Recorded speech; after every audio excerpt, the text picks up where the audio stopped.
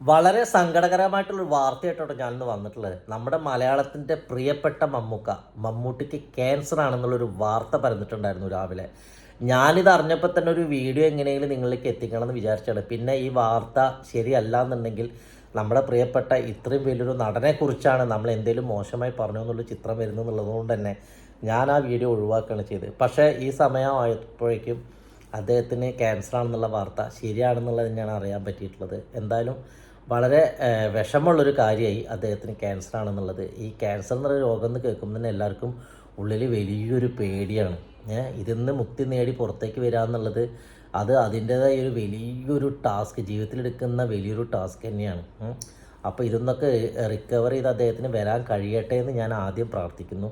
പിന്നെ ഞാൻ ഈ വീഡിയോ ഈ രീതിയിൽ ചെയ്യുന്ന എന്താണെന്നുണ്ടെങ്കിൽ, ഞാനും ചെറിയൊരു സർജറി കഴിഞ്ഞിട്ട് വന്നിരിക്കുന്ന സമയമാണ്. എൻ്റെ കാലിന് ചെറിയൊരു ഫ്രാക്ചർ ഉണ്ടായിരുന്നു. ഇന്ന് കാലത്താണ് എല്ലാം കഴിഞ്ഞ് വീട്ടിലെത്തിയത്. അപ്പോൾ അതുകൊണ്ടാണ് ഞാൻ ഇങ്ങനൊരു അവസ്ഥയിൽ നിങ്ങൾ സംസാരിക്കുന്നത്. അപ്പോൾ എന്തെങ്കിലും വീഡിയോയിൽ എന്തെങ്കിലും ബുദ്ധിമുട്ട് തോന്നുന്നുണ്ടെങ്കിൽ എല്ലാവരും ഒന്ന് ക്ഷമിക്കാം. ഇനി ഞാൻ കാര്യത്തിലേക്ക് കടക്കാം. അപ്പോൾ പറഞ്ഞു വരുന്നത് എന്താണെന്നുണ്ടെങ്കിൽ, ഈ മമ്മൂക്കുവിനെക്കുറിച്ച് പറയുമ്പോൾ എനിക്ക് ഏറ്റവും കൂടുതൽ വിഷമം തോന്നുന്നത് എന്താണെന്നുണ്ടെങ്കിൽ, ഞാൻ എൻ്റെ കുറേ വർഷങ്ങൾക്ക് മുന്നേ ഞാൻ അദ്ദേഹത്തിൻ്റെ കൂടെ ഒരു പടത്തിൽ പ്രൊഡക്ഷൻ മാനേജറായിട്ട് വർക്ക് സാഹചര്യം എനിക്ക് ഉണ്ടായിട്ടുണ്ട്. നമ്മുടെ എറണാകുളത്തുള്ള പക്ക മീഡിയയുടെ CEO റഫീഖായിരുന്നു അതിൻ്റെ പ്രൊഡക്ഷൻ കൺട്രോളർ. അപ്പോൾ അദ്ദേഹം എന്നെ അന്ന് ആ പടത്തിൽ പ്രൊഡക്ഷൻ മാനേജറായിട്ട് വർക്ക് ചെയ്യാൻ എന്നെ വിളിച്ചിരുന്നു. അങ്ങനെ ആ പടത്തിൽ ഞാൻ വർക്ക് ചെയ്യാനൊരു അവസരം ഉണ്ടായി. സഞ്ജീശ്വനായിരുന്നു ആ പടത്തിൻ്റെ ഡയറക്ടർ, സന്തോഷിയനായിരുന്നു ക്യാമറമാൻ. എല്ലാവരും നല്ല വലിയൊരു വൈഡ് സ്ക്രീനായിട്ടുള്ളൊരു പടമായിരുന്നു അത്. അക്കാലത്ത് അത് അത്യാവശ്യം നന്നായിട്ട് തന്നെ ഓടിയിട്ടുമുണ്ട്. അന്നാണ് ഞാൻ ആദ്യമായിട്ട് മമ്മൂക്കനെ എൻ്റെ ജീവിതത്തിൽ നേരിട്ട് കാണുന്നത്. നിങ്ങൾ വിചാരിക്കുമ്പോൾ ഇനി വലിയവരും പറയുന്ന ഗുണ്ടുപോലെ ഞാൻ അദ്ദേഹമായിട്ട് ഭയങ്കര അമേധ്യമായൊരു ബന്ധമായിരുന്നൊന്നും തള്ളിവിടാൻ തയ്യാറല്ല, ഒരിക്കലുമില്ല. ആ ലൊക്കേഷനിൽ ഞാൻ വർക്ക് ചെയ്തിട്ടുണ്ടെങ്കിൽ അന്ന് ഞാനൊരു വെറൊരു തുടക്കക്കാരനാണ്. അപ്പോൾ അങ്ങനെ ഒരു സാഹചര്യം വെച്ചിട്ട് അദ്ദേഹം കാറിലൊക്കെ വന്നിറങ്ങുമ്പോൾ വലിയൊരു ജനക്കൂട്ടവും പോലീസും പ്രൊട്ടക്ഷനും കാര്യങ്ങളൊക്കെയാണ്. അപ്പോൾ അദ്ദേഹത്തിൻ്റെ അടുത്തേക്ക് പെട്ടെന്നൊക്കെ കടന്നു ചെന്ന് വലിയൊരു സൗഹൃദം ഉണ്ടാക്കാനൊന്നും നമ്മളെപ്പോലുള്ള തുടക്കക്കാർക്ക് പറ്റില്ല. പിന്നെ മാറി നിന്ന് ഒന്ന് ചിരിക്കാനോ അല്ലെങ്കിൽ എന്തെങ്കിലും ഒന്നോ രണ്ടോ സംഭാഷണങ്ങളൊക്കെ സാഹചര്യം അനുസരിച്ച് സംസാരിക്കാനുള്ള അവസരം കിട്ടുന്നല്ല, അതിന് മുകളിലേക്കൊന്നും പറ്റിയിട്ടില്ല എന്നുള്ളതാണ് സത്യം. കാരണം നമ്മൾ ഈ വീഡിയോയിൽ എന്തെങ്കിലും ഈ ഒരു സമയത്ത് നോണ തട്ടിവിടുന്നതിൽ അർത്ഥമില്ലല്ലോ, അതുകൊണ്ടാണ് കേട്ടോ. അപ്പോൾ അങ്ങനെ ഒരു അവസരം എനിക്കുണ്ടായിട്ടുണ്ട്. പക്ഷെ അന്നത്തെ ആ സാഹചര്യം വെച്ച് എനിക്കറിയുന്നൊരു മമ്മൂക്ക എന്ന് പറയുന്നത്, അദ്ദേഹത്തിൻ്റെ ലൊക്കേഷനിൽ വരുമ്പോൾ എല്ലാ തരത്തിലും മാനേജറായിട്ടും അതുപോലെ തന്നെ മേക്കപ്പ് മാനായിട്ടും അതുപോലെ ഫുഡ് ലൊക്കേഷനിൽ ഉണ്ടാക്കി കൊടുക്കാൻ ഒരാളെ കൊണ്ടുവരുന്നുള്ളതാണ്. ഒക്കത്തിന് അദ്ദേഹത്തിന് ആൾക്കാരുണ്ട്. ഈ കൂടെ വരുന്ന കുക്കാണ് അദ്ദേഹത്തിന് ഫുഡ് വെച്ച് കൊടുക്കുന്നത്. ആ ഫുഡാണ് അദ്ദേഹം കഴിക്കുന്നത്, അല്ലാതെ ലൊക്കേഷനിൽ ഉണ്ടാക്കുന്ന ഫുഡല്ല അദ്ദേഹം കഴിക്കുന്നത്. അത് എനിക്കറിയാവുന്ന കാര്യം തന്നെയാണ്.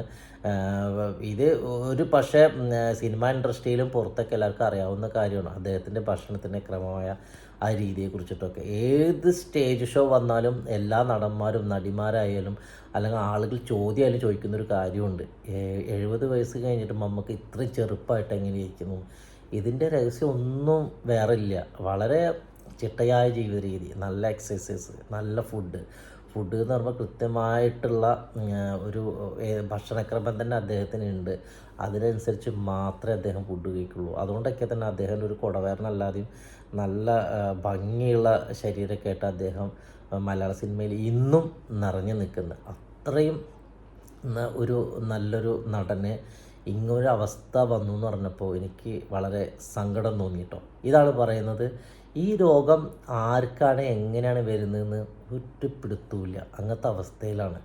ക്യാൻസർ എന്ന് പറഞ്ഞ ഒരു രോഗം, അതിന്ന് മുക്തി നേടാമെന്ന് പറഞ്ഞാലും വളരെ ബുദ്ധിമുട്ടുള്ള കാര്യമാണ്. ഇതിൻ്റെ ഒരു പ്രാരംഭഘട്ടത്തിലാണ് നമ്മുടെ മമ്മൂക്ക ഉള്ളത്. അതുകൊണ്ട് തന്നെ നമുക്ക് സ്കോപ്പ് കൂടുതൽ തന്നെയാണ്. അപ്പോൾ ഇതിൻ്റെ എല്ലാ പരീക്ഷണങ്ങളിലും അദ്ദേഹം വിജയിച്ച് രോഗമുക്തി നേടി അദ്ദേഹം വീണ്ടും മലയാളത്തിൽ നിറഞ്ഞു നിൽക്കട്ടെ. ഇപ്പോൾ അടുത്ത കാലത്ത് അദ്ദേഹം, നമുക്കെല്ലാവർക്കും അറിയാം, മമ്മൂട്ടി കമ്പനിയുടെ പേരിൽ ഇറങ്ങിയിട്ടുള്ള എല്ലാ പടങ്ങളും ഹിറ്റാണ്. അദ്ദേഹം വളരെ സെലക്റ്റീവായി നല്ല നല്ല പടങ്ങൾ ചെയ്ത് അദ്ദേഹത്തിൻ്റെ ആഗ്രഹവും എല്ലാവരോടും പറഞ്ഞിട്ടുണ്ട്. നല്ല നല്ല പടങ്ങളിൽ ഇനിയും അഭിനയം കാഴ്ചവെക്കുക എന്നുള്ളത് തന്നെയാണ് അദ്ദേഹത്തിൻ്റെ ഏറ്റവും വലിയ ആഗ്രഹം. ഒരു നടന് ഇതിന് മേലെ എന്ത് വേണം? ഇങ്ങനെ നല്ല രീതിയിൽ മുന്നോട്ട് പോയിക്കൊണ്ടിരിക്കുമ്പോഴാണ് ഇങ്ങനൊരു വാർത്ത വന്നിട്ട്, അതായത് ഒരു ഇടുത്തി പോലെ നമ്മുടെ നെഞ്ചിലേക്ക് ആഴ്ന്നിറങ്ങിയിരിക്കുന്നത്. വളരെ വിഷമമുള്ള കാര്യമാണ് കേട്ടോ. ഞാൻ ഒരു കാര്യം നിങ്ങളോട് പറയും, ഞാനൊരു മോഹൻലാൽ ഫാനാണ് കേട്ടോ. എന്നാലും മമ്മൂക്കനെ ഇഷ്ടമല്ല എന്ന് ആർക്കെങ്കിലും പറയാൻ പറ്റും? ഒരു കേരളത്തിലുള്ള എല്ലാ മമ്മൂട്ടി ഫാൻസിനും ഒരു പരിധി വരെ മോഹൻലാലിനെ ഇഷ്ടമായിരിക്കും. എല്ലാ മോഹൻലാൽ ഫാൻസിനും മമ്മൂട്ടീനെ ഇഷ്ടമായിരിക്കും. കാരണം മോഹൻലാലും മമ്മൂട്ടി എന്ന് പറയുന്നത് കേരളത്തിൻ്റെ ഒരു വികാരമാണ്.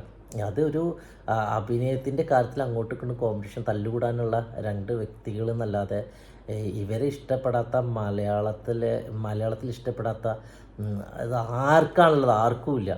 ഞാനൊരു മോഹൻലാൽ ഫാനാണെങ്കിലും എനിക്ക് മമ്മൂക്കയുടെ എന്നോട് വളരെ താല്പര്യമുള്ളൊരു ആൾ തന്നെയാണ് കേട്ടോ. ഞാൻ എല്ലാ മമ്മൂക്കയുടെ പടം കാണാറുണ്ട്, മോഹൻലാലിൻ്റെ പടം കാണും. അതുകൊണ്ട് തന്നെ ഞാൻ ഈ വീഡിയോയിൽ പറയുമ്പോൾ ഞാൻ മമ്മൂക്കൻ്റെ ഭയങ്കര ആരാധനായിരുന്നു നുണ പറയുന്നതെന്നുള്ളതുകൊണ്ടാണ് ഇങ്ങനൊരു അവസ്ഥയിൽ, ഞാൻ സത്യമായിട്ടുള്ള അവസ്ഥയിൽ പറയുന്നത്.